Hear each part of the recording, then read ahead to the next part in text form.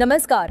महाराष्ट्रात एक धक्कादायक घटना समोर आली आहे, जिथे पोलीस स्टेशनच्या अगदी काही अंतरावरच एक बेकायदेशीर रॅकेट सुरू असल्याचा प्रकार उघडकीस आलाय।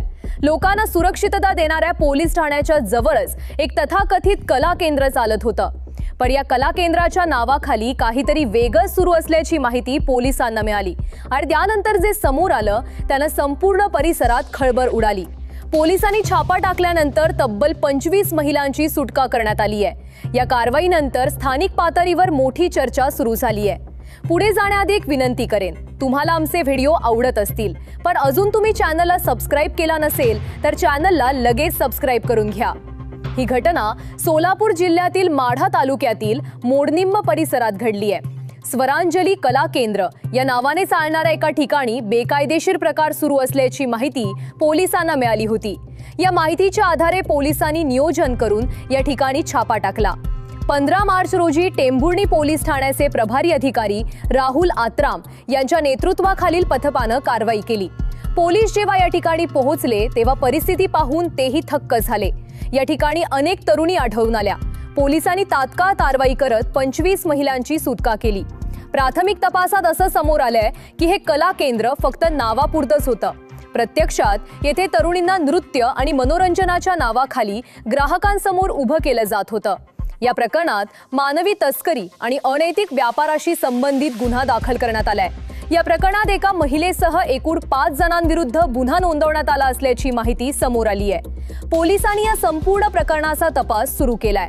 आणखी एक धक्कादायक बाब म्हणजे हे ठिकाण मोडनिंब पोलीस आउटपोस्ट पासून अगदी जवळ असल्याचं सांगितलं जात आहे। त्यामुळे स्थानिक नागरिकांमध्येही आश्चर्य आणि संताप व्यक्त केला जात आहे। या प्रकरणात आणखी एक महत्त्वाची बाब समोर आली आहे। बीड जिल्ह्यातील एका गावातील उपसरपंच गोविंद बर्गे यांच्या आत्महत्येच्या प्रकरणात ज्याचं नाव चर्चेत आलं होतं त्या प्रकरणाशी संबंधित असलेली एक नर्तिका देखील या ठिकाणी सापडल्याची माहिती समोर आली आहे। ही महिला सुटका करण्यात आलेल्या महिलांमध्ये असल्याचं सांगितलं जात आहे। त्यामुळे हे प्रकरण आणखी चर्चेत आलंय। गोविंद बर्गे यांच्या आत्महत्येच्या प्रकरणामुळे आधीच मोठी चर्चा सुरू होती।